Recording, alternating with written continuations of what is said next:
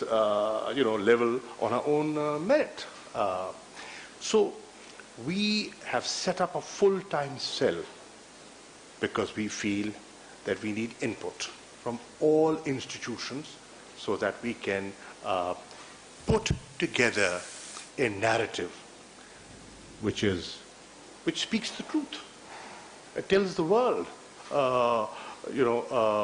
and shows to the world the real face of India.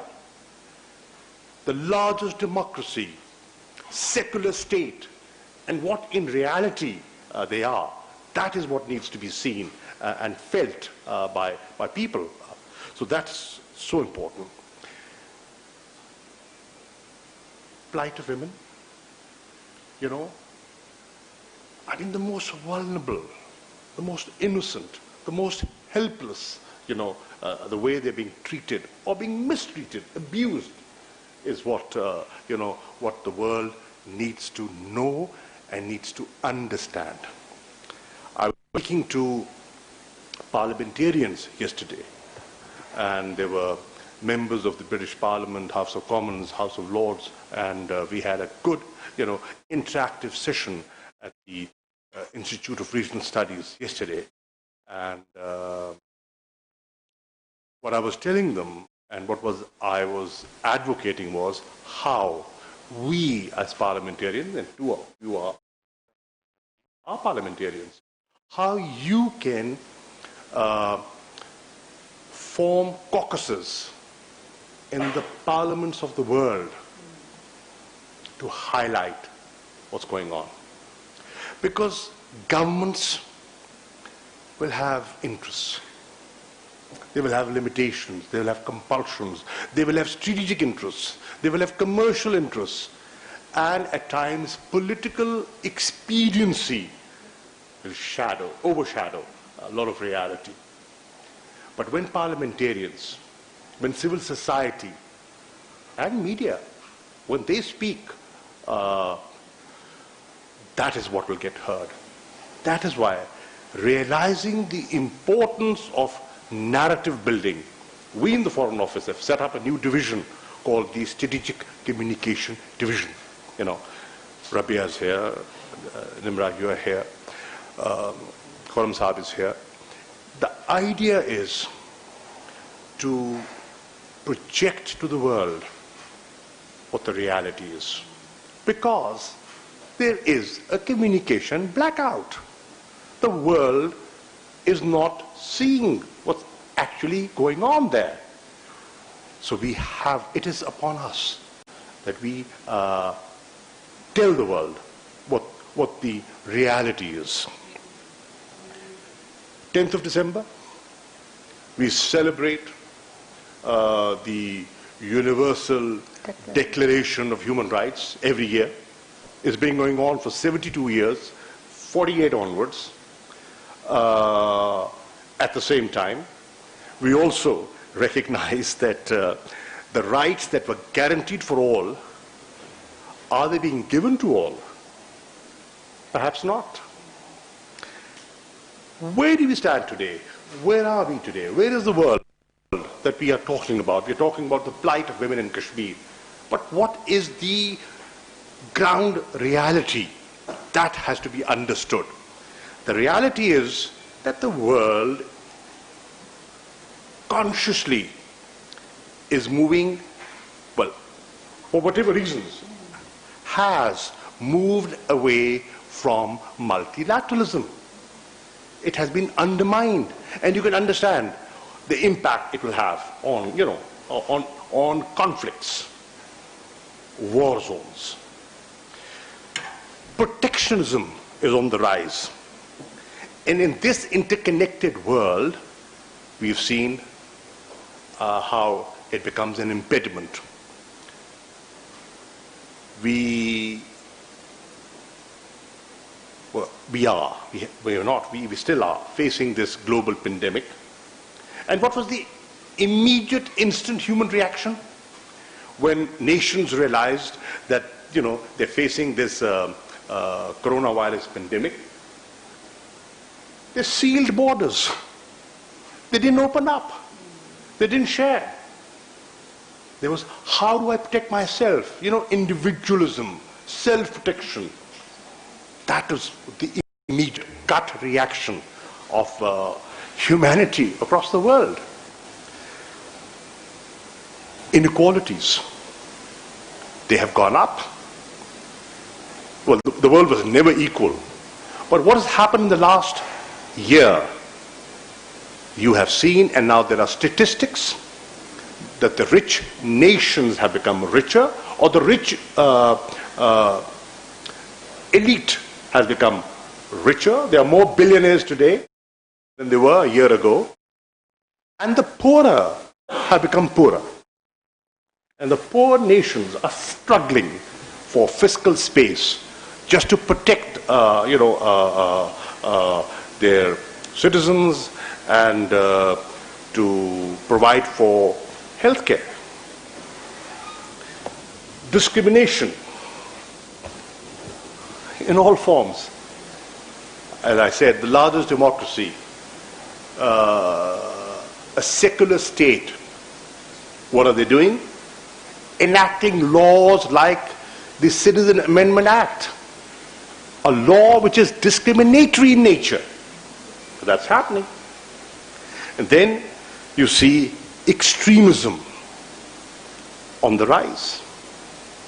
As a minority, Shanila Bibi, you understand, as a Christian parliamentarian, what it means when your church gets attacked. You know what it feels like. Radicalization is on the rise.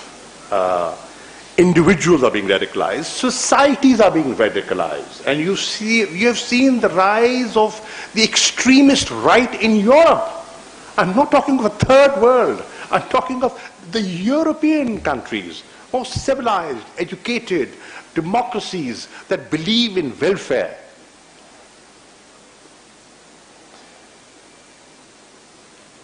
Anachronistic practices on the rise.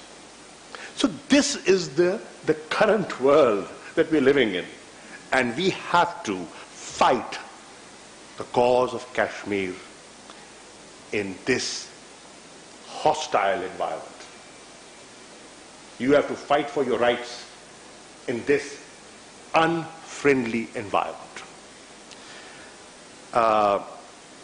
This famous writer, the Nobel laureate Ali Wiesel, said, and I quote, "Wherever men and women are prosecuted because of their race, religion, or political views, that place must, at the moment, become the center of the universe." So where is the center of the universe? To me, it's the illegally Indian occupied Jammu and Kashmir. If you're talking of human rights violations, then that is the center of the universe, as far as I can, relate to. Human rights system has been completely undermined in Jammu and Kashmir. The unspeakable atrocities and the grave humanitarian tragedy is known to all of us. What does the Universal Declaration of Human Rights, what does it say?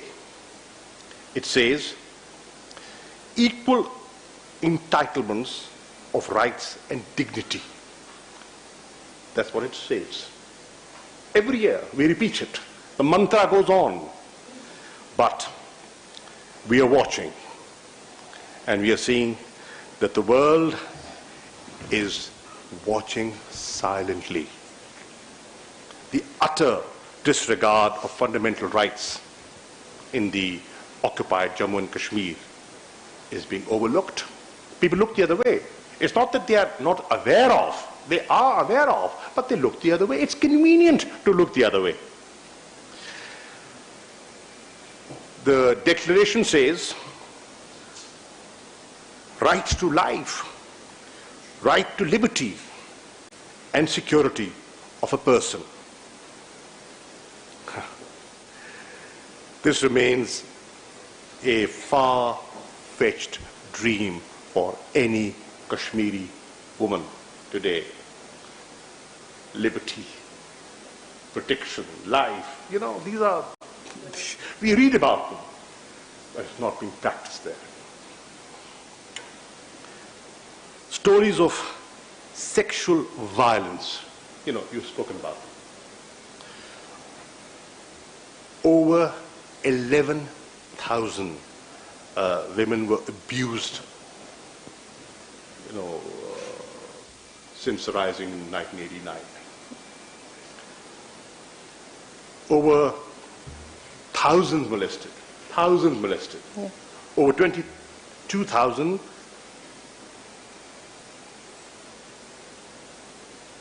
raped, widowed. Over 100,000 children orphaned. The women and children that have lost their eyesight because of, continuous use of pellet guns. Equal protection under the law. Malika, you were talking about the legal rights and the options. And Michelle, you also mentioned that the Foreign Office should look at the legal options, and we are. Day before, in the Foreign Office, we were sitting and looking at what lawfare options do we have, and we are working on it. Once we have narrowed down about 7 options that we have, and we are looking at it, and experts are giving us their input, and we intend to exercise that option. For the first time, Pakistan will be exercising that option.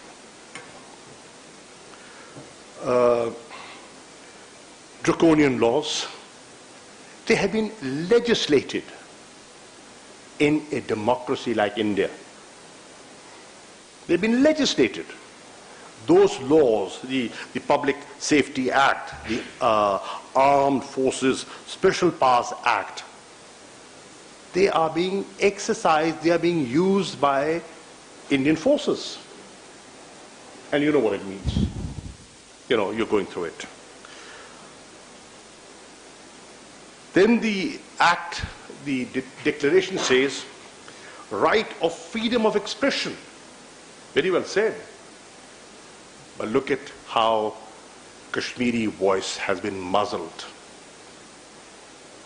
International independent journalists cannot enter the state. Independent observers are not allowed in. So who will verify what reality is? Who will tell the world, what the real face is? You talked about the economic misery, what people, the tourism has suffered, orchards, livelihoods have been impacted. But it's going on, and the world is quietly watching. So there is utter disrespect. Disrespect for international law, disrespect for international humanitarian law, international resolutions, and human rights violations are on the rise. As I said, political expediency, commercial interests, strategic interests are forcing countries, entities, organizations to look the other way. Kashmiri men, particularly women, bear the brunt of systematic state violence. It is designed. It is to break your will. It is designed to break your will. It's amazing the way you have stood up and fought against heavy odds. The Kashmiris have. It's unprecedented what you've done. But they will continue to break your will. But be rest assured. Mashal, be rest assured. Pakistani men Pakistani women and children stand by you. We will not let you down. No matter what people say, at times there's politics, we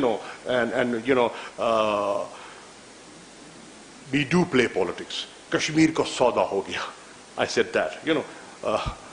One of my favorite politicians has used that. Kashmir ka Soda kar diya. And I responded yesterday, and let me reiterate. Koi mai ka lal Kashmir ka Soda nahi kar sakta aur Pakistan mein zinda reh sakta hai. It's not possible. With any self-respecting Pakistani will never do that. No matter what the odds are. I believe in this. This is my conviction. I say this out of conviction, not because I'm foreign minister. Foreign ministers aate jate rehte hain. I was, I am.